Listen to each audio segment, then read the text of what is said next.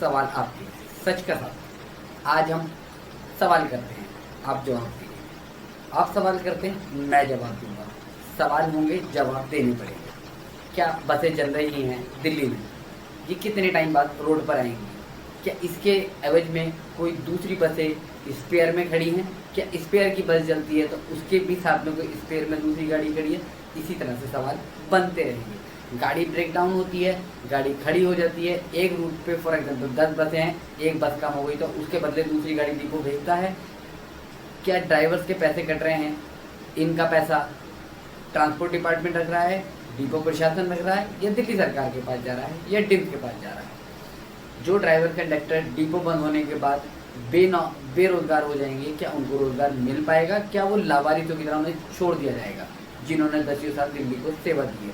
क्या वो कंडक्टर जो लाखों लाखों रुपए देकर रिश्वत डिपो में भर्ती हुए हैं, क्या वो वास्तव में फिर बेरोजगार हो जाएंगे? तो इसी तरह से सवाल बने हैं और बनते रहेंगे। हम आपको अब सारी डिटेल तफसील से बताते हैं। मैं कमर आलम, आप देख रहे हैं सच का साथ देश का विकास प्रोग्राम। आज जिस तरह से दिल्ली में बसें चल रही हैं, बसों के एक्सीडेंट हो रहे हैं और बहुत सारी चीज़ें हो रही हैं, गाड़ियाँ डिपो में भी चली हैं। अभी कल की एक खबर है, सुनहरी पुला डिपो से एक बस जो थी निकल रही थी अपने रूट के लिए 717 की, तो उस बस में आग लग गई। खैर जैसे तैसे करके वो आग बुझाई गई।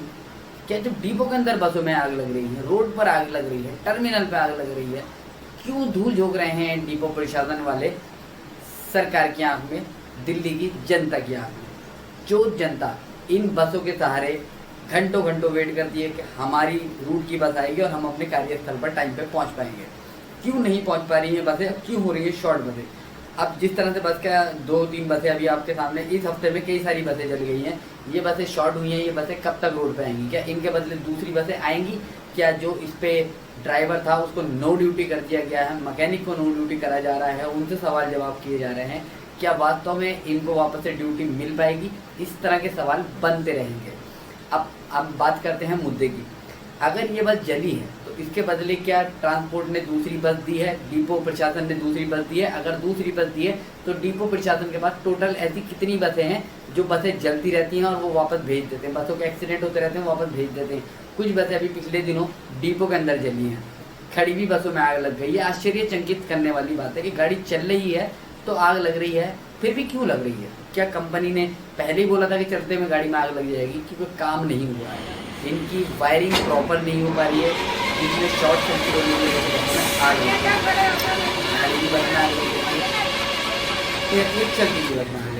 आग लगना आज के टाइम पे बहुत साधारण सा मसला बन चुका है और वो डिपो प्रशासन के लिए तो बहुत बड़ी है। परेशानी बढ़ रही है तो ड्राइवर, परेशानी बढ़ रही है कंडक्टर, परेशानी बढ़ रही है मार्केट, परेशानी बढ़ रही है सबसे बड़ी जिनके लिए बसें चलिए दिल्ली की जनता की। नहीं बढ़ रही तो डिपो प्रशासन की, उनके हिसाब से एक बस निकले या ना निकले, उनको उनकी तनख्वाह मिल जाएगी। उनकी तनख्वाह में कोई कटौती नहीं होने वाली। लॉस में जाएगा डिपो मालिक, लॉस में जाएगी दिल्ली की जनता। चूना लगेगा सरकार को, बिल फट जाएगा सरकार के नाम पे। ये काम होता है डिपो प्रशासन के आज्ञा अनुसार, क्योंकि बाकी जो लोग हैं वो डिपो का जो प्रबंधक होता है उससे ऊपर नहीं होते। वो जो बाकी ऊपर लोग होते हैं वो भी कहीं ना कहीं मिली जुली गठबंधन की सरकार है, क्योंकि डीएम अकेला थोड़े ना होता है। डीएम के साथ भी तो बहुत सारे लोग होते हैं लिप्त इस सब मुद्दों में। तो हम इन मुद्दों को इसलिए उठा रहे हैं ताकि दिल्ली की जनता को और गहलोत जी को, अरविंद केजरीवाल जी को हमारी आवाज़ जा सके, ताकि ये जो शोषण हो रहा है जिस तरह से भारतीय जनता पार्टी ने, मैं आपसे पेपर भी शेयर करूंगा कि दूसरे नंबर पर दिल्ली की सरकार से जो सवाल किए जा रहे हैं, उनकी पोल खोली जा रही है, तो उसमें दूसरे नंबर पर डीटीसी का मुद्दा है।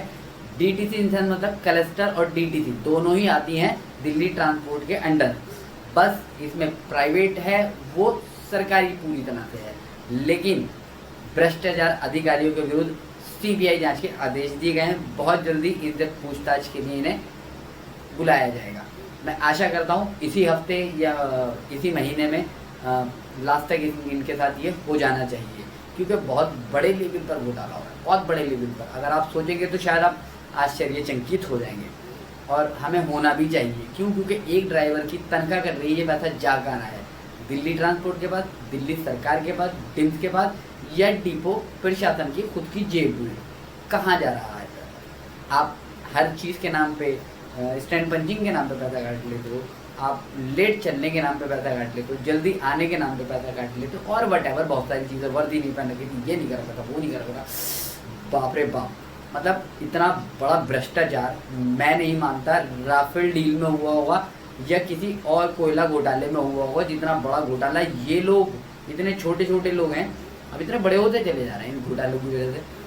और हो सकता है कि मैं आपको ये न्यूज़ दे रहा हूँ, आप तक ये बात पहुँचा रहा हूँ आपके हित के लिए, कल को ये शायद हो सकता है मेरे लिए भी कोई गलत एक्शन ले लें, मुझे मरवाने की साजिश की जा सकती है। क्यों? क्योंकि उनकी पोल खुलती हुई नज़र आ रही है। अगर मुझे वास्तव में इन चीज़ों का डर होता तो मैं आपके सामने बात कभी नहीं लाता, क्योंकि डरता मैं सच के लिए हमेशा बोलता रहूँगा, चाहे उसके लिए मेरे प्राण ही क्यों ना निकल जाए। और आने वाले टाइम में, मैंने आपसे बार बार एक चीज़ बोली है, आने वाले टाइम में दिल्ली के पास बसें नहीं हैं। जिस तरह से बसें चल रही हैं, क्या ये बसें एक्सीडेंट हो रही है? डिपो में, कबाड़ में बसें खड़ी हैं, अगर आप देखें जा करके तो डिपो के अंदर इतनी बड़ी मात्रा में, इतनी बड़ी मात्रा में बसें कबाड़ में खड़ी हैं, जल जल के कोने में खड़ी कर दी जाती है, इनका कोई पुरसाने हाल नहीं होता, फिर बाद में कबाड़ में चली जाती है।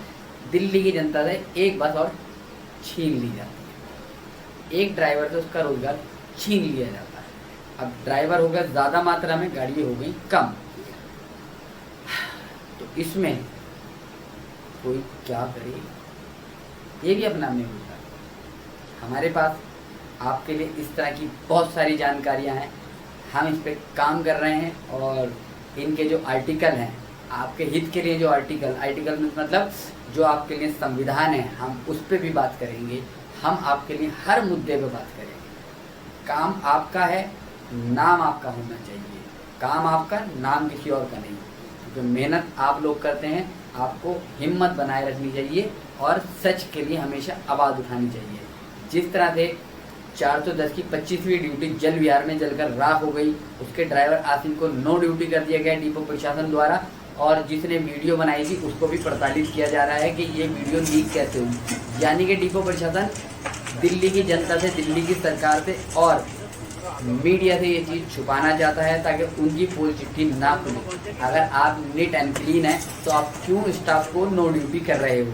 और जो स्टाफ नो ड्यूटी में हम बहुत जल्दी इस पर विजिट करने वाले हैं पूरे डॉक्यूमेंट्स के साथ। हम डिपो प्रबंधक से भी बात करेंगे, हम इसका पहले प्रचार करेंगे, इसके होर्डिंग और इसके पम्पलेट्स हम लोग जो है डिपो में लगाएंगे और दिल्ली में अलग अलग जगहों पे लगाए जाएंगे। कौन सा डिपो हम पहले चिन्हित करने वाले हैं, इसकी जानकारी हम आपको एक दिन पहले दे देंगे, ताकि उस डिपो का प्रबंधक सवेरे बिल्कुल मतलब अर्ली मॉर्निंग डिपो में मिले, क्योंकि हम उसे बुलाना ना पड़े, कार्रवाई लेट ना हो।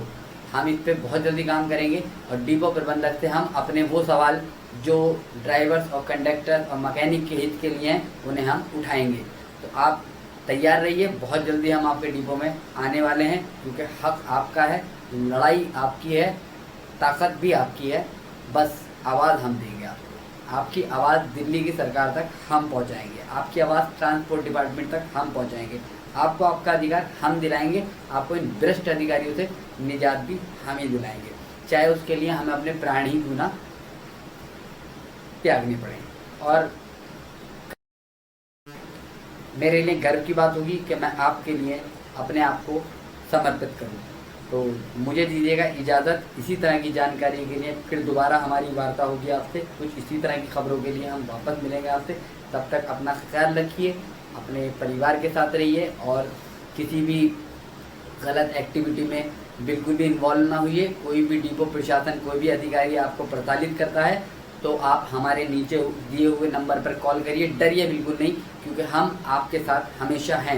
हम वीडियो में नहीं, हम आपको बहुत जल्दी प्रूफ करके दिखाएंगे कि हम आपके लिए क्या कर रहे हैं और हमने क्या प्लेटफॉर्म आपके लिए तैयार करा है। तो खैर मुझे दीजिए इजाज़त, जब तक के लिए जय हिंद।